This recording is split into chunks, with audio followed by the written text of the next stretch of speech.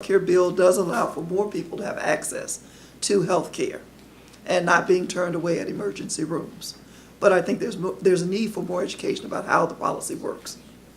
Very good, thank you. Hi, I'm Colya Braun Greiner. I work for Interfaith Partners for the Chesapeake. I'd like to thank each of the panelists. Thank you, Kathy, for all the work you're doing to protect our health and our children's health, especially. I noted in the very colorful maps that you had and the wonderful progress that's made on ozone.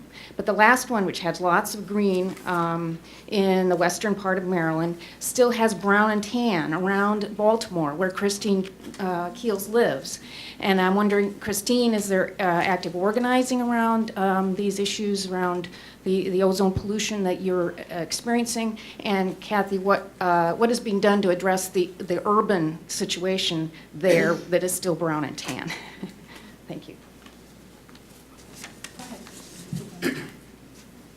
I don't think that very much is being done, and I think that's why you're seeing the brown areas, particularly in the Baltimore City and the major inner city areas.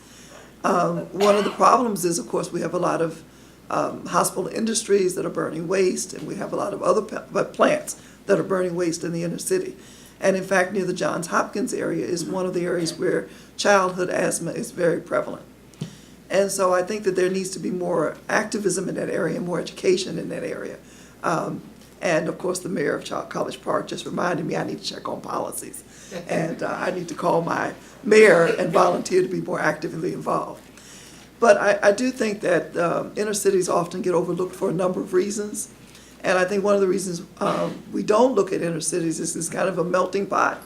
We kind of design our states where we allow for clean air in the mountains, we allow for clean air in the oceans. We want to make sure those recreational areas are there for us. But we forget that there are people living in the inner city who live there every day and have to breathe in the air they breathe. And so the inner city does not become a recreational area, unless you're talking about going down to the inner harbor. But if you really breathe in at the inner harbor, you'll realize that you're also in risk. So again, as I said, I think that those areas are still brown because attention is not being given to the issue, just like attention is not being given to other issues in the inner city. And so when we start talking about advocacy in the state of Maryland, we do need to look at the entire state and not forget those persons who either don't exercise their voting power or don't have the financial resources to be a lobbyist like many of us are. Okay, and I'll just say very quickly, so it's 10:20, so we're going into the break session, but we can still continue talking, but I just want to be respectful to the agenda, so go for it. Hi, my name is Matt Weaver from Baltimore City. Just wanted to thank you all for your eternal efforts on environmental justice. CCAN was working down in Lusby, Maryland against the natural gas plant, and that's led to other efforts. The Calvert Citizens for a Healthy Community, and We Are Code Point. So again, this is an eternal struggle.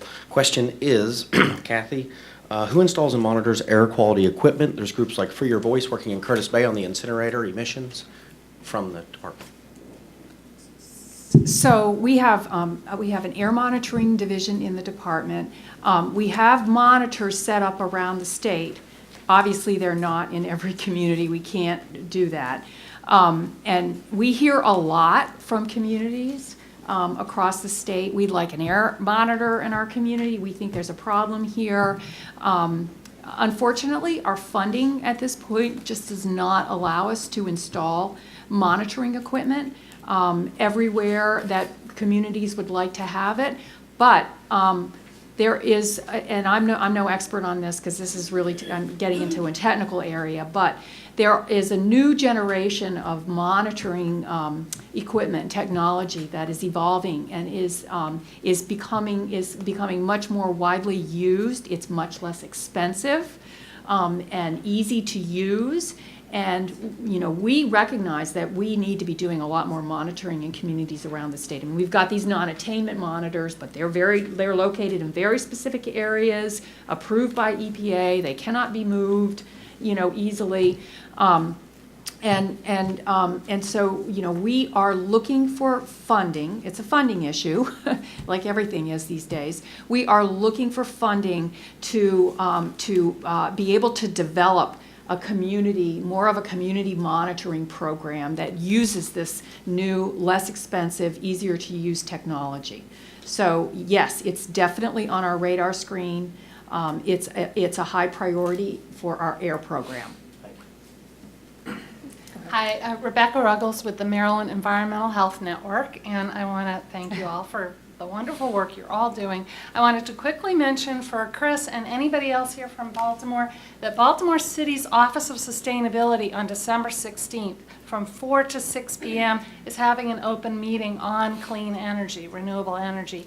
And Baltimore City has actually, through their sustainability plan, has done a lot to promote an increase in renewables. They're doing some amazing, wonderful projects, and I think they're very interested in doing more. I was going to mention what Kathy just mentioned, which is the growing movement across the country of communities taking into their own hands the responsibility for monitoring air quality. We've already seen that happen with water quality, right? We're here to talk a lot about environmental justice and the Bay.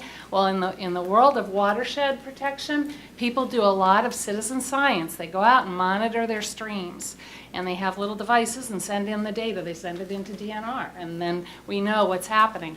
We need to be doing that with air quality. I think the time is ripe. We're very interested in that work. I'm glad to hear MDE is also interested in that work. Thank you. Thank you, Rebecca. And our last Hi, push. Shilpa Joshi with the Chesapeake Climate Action Network.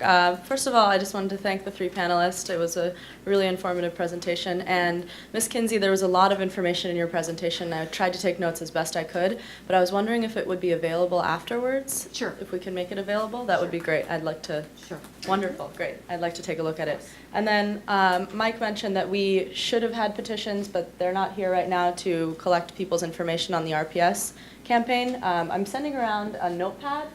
Does anyone have that? Great, it's made its way so far back. Okay, well then, good. I just wanted to make sure that people had a chance to sign up, so thank you. Yeah, if you're interested in being part of this campaign and this exciting campaign, we're going to have a rally in Annapolis, we're going to have a lobby day, we're going to have chances for you to email your legislators. You can make this great bill part of your life, but the only way to do that is let us know how we can stay in touch with you. So look for that notepad back there. If you can't get a hold of that one, come see me, give me a business card, write down your name and contact information so we know how to stay in touch with you so you can help push this bill over the goal line. Okay, and with that, okay, just a second. One more closing thought. So Rebecca's reminding me, yes, please fill out your session evaluations. So that is the yellow sheet, I think, within your folders that Rebecca was holding up. And I just want to quickly close out and say, make sure that what you heard today doesn't just go in one ear and out the other. I think where we can get traction, we need to take it to the federal level, the state level, and the local level. So just because it's a little bit difficult at one doesn't mean you need to stop trying. So whether it's, working with Ms. Keels on local advocacy, going to the Baltimore City meeting that's coming up, expressing your concerns about that, working with Kathy and feeding into some of the plans that she talked about. Commenting is extremely important. Everyone's voice is important, remember that. Or with Mike in terms of the strategy that CCAN is looking at in terms of pushing this renewable portfolio standard. All that stuff is important. It needs your voice. Our campaign around the Clean Power Plan, making sure equity is a part of it. I encourage you to use all that and get engaged where you feel comfortable and where you can. So thank you for your time and attention, and I hope this is informative. And thank you, Jalon. Yes. Thank you very much for being a great I moderator. didn't mean to be mean. I was just trying to keep us on time. We don't take it personally. No, you did a wonderful job.